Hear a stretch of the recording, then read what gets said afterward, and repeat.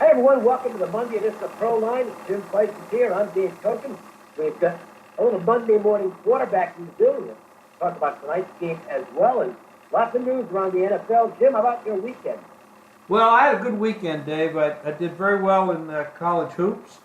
I did well in college football. And the NFL yesterday, I was 4-1. I had a nice play on Seattle last night.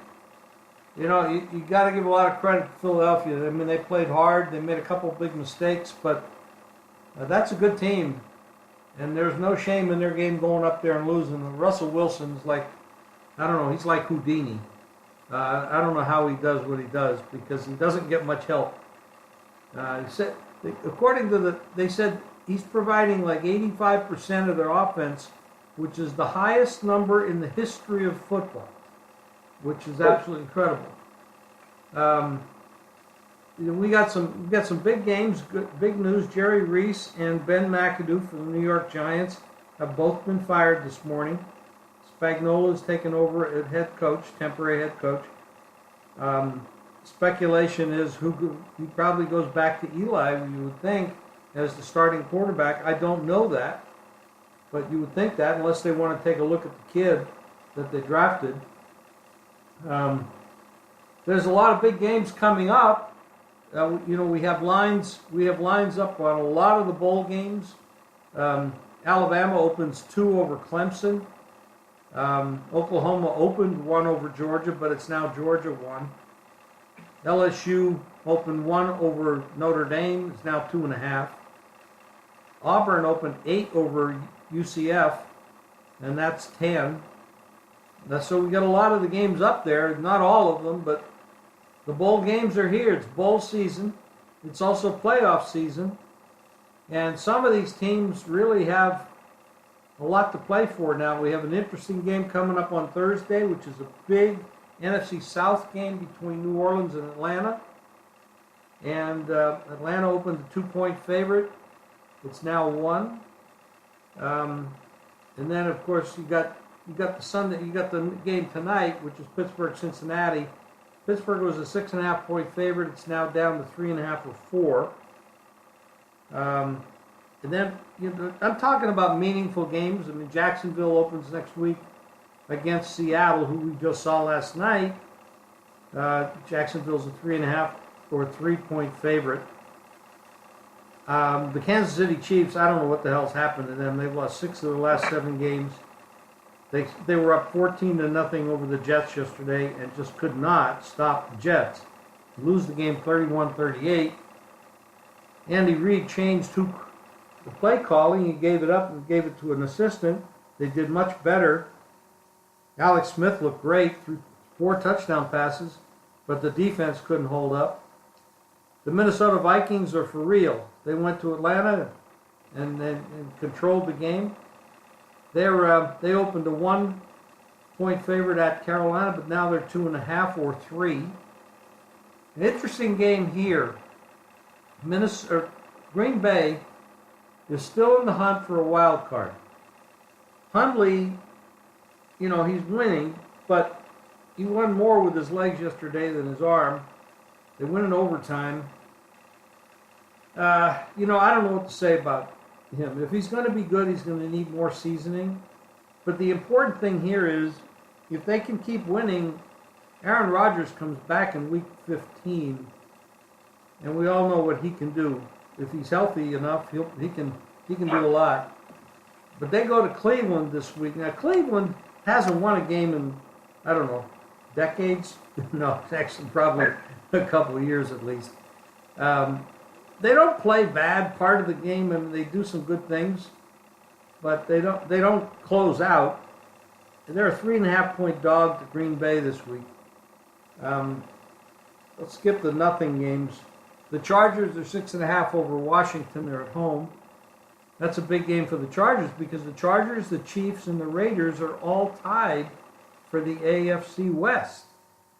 So that's really interesting since the Chiefs have come back to the pack, and the Chargers and Raiders managed to win yesterday. The Jets are heading to Denver, and Denver, right now is one of the worst organizations in football. And I put that right on the head of John Elway. I don't know what the heck he's been doing there. He hires a head coach that, I don't know if he's really qualified to be a head coach. He brings in quarterbacks that, and you would think a guy like John Elway would know quarterback talent since he was such a great one. But other than the move to bring in Peyton Manning for a short period of time and get that Super Bowl win, he's really fumbled the ball quite a bit. Tennessee's still in the hunt. They're a 3-point favorite at Arizona. Philadelphia, this is a big game. Philadelphia's staying on the West Coast this week after that tough game with Seattle. And they're going to the Rams. So they're going down the coast. They're going to go to a little bit warmer climate. The Rams are playing well. They're a good team. The Rams are a 2-point favorite in that game. Philadelphia, again, this will be their second West Coast game against a really good team. And they did not go home. They're staying on the West Coast for the week. Dallas is going to go to that revamped Giant team who we don't know who the general manager is, the head coach is, or the quarterback is. And Dallas opened a 6-point favorite. It's now 5.5 or 6. And remember, Dallas is still playing shorthanded. And then, of course, next Monday night, you got New England open 11.5, 12, or 13 at Miami. And Miami's, even though they won yesterday, that's a mess. And Dave, I don't want to dominate this conversation, but why would Gaze go for an onside kick when he's blowing out the other side? I don't know. That was the weirdest. I tweeted that. What was that? I have no idea. I know those two coaches were on the same staff. Denver coach and him. Maybe there's some kind of grudge or something. I mean, geez, nobody does that. In the game, there was no reason for it. Wild. You've been doing really well in the pro football, college hoops. You've been smoking it. College football, you're smoking it. You already have 2 bowl games up for sale, Dave. You're jumping right out there. Yeah, I've got the Fiesta Bowl between Penn State and Washington, and the Georgia-Oklahoma game. And I would definitely recommend getting these games early. First of all, these plays I put up early this season have been at a ridiculous percentage all season long. And I think I've got 2 winners here. I've also got a rivalry game in college basketball tonight, Florida State-Florida matchup. All 3 games are available right now at the website, and I expect to win all 3 games. Obviously, I'm not going to know the results of the 2 bowl games for quite some time, but I can't stress the importance of getting these early because I think you're going to get better numbers. Let's put it that way. And the basketball game tonight is something that's been working for me real well so far this season. So we'll keep it going tonight. It's been real good. You've been red hot, and I suggest everybody go to the website, jimfeist.com or vegassportsmasters.com, and get Dave's picks and my picks. I was 4-1 in pro football yesterday. I think in college hoops, I'm 19-9 in college hoops so far, which is not too bad.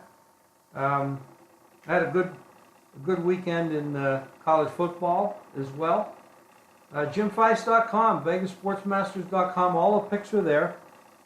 We'll mention another handicapper that we work with, Hank Goldberg, had a monster weekend. He's doing very well in the Westgate contest. He was monster weekend in pro football and college. So the website is worth visiting, and we have our fast facts up, which really helps people with their college basketball analysis. Dave, this is going to be a big week. We've got a lot of big games on the card. The NFL is a different kind of league this year. Years ago, we had a lot of parity. We don't have parity anymore. We have the top and the bottom. We got the rich and the poor. maybe that's mirroring what society's starting to look like too. But you know, we got some teams here that just can't play football, and we got some other teams that play pretty darn good. And those are the teams that are going to get into the playoffs and make some noise and get to the Super Bowl. The AFC is pretty much Pittsburgh and the Patriots. However, there are some other AFC teams that are starting to look a little bit better. Baltimore, for instance, has really started to play well. Their offense is generating points. Flacco's starting to look a whole lot better than he had earlier in the year. So we got some. We don't know what happened to Kansas City. Losing 6 out of 7 is kind of inexcusable. Andy Reid, professional head coach for a long time. But something happened in Kansas City. I can't quite figure it out. I know the injury bug always gets everybody, but you make adjustments. Losing 6 out of 7 after a 5-0 start is pretty incredible. Anything you want to cover, Dave? No, I think you basically covered it all as far as the Monday morning quarterback stuff goes. You know, I mean, for me, this time of year, it's mostly focusing on college basketball. That's where I think the money is. And I'm more, you know, from a betting standpoint, I'm more interested in where the money is than anything else. So it's going to be mostly college basketball. Me in the bowl games where I've done really well over the years, and I've already made 2 plays and expect to have several more. I'm sure you will, and so will I. I have a Monday Night Football game up. I have a college basketball game up right now. And by the end of the day, I will have some plays up going into next weekend and some bowl action. So check out the website, jimfeist.com and vegasportsmasters.com. Get Dave's picks and my picks and other good handicappers. And thanks for joining us today. We'll look forward to talking to you tomorrow.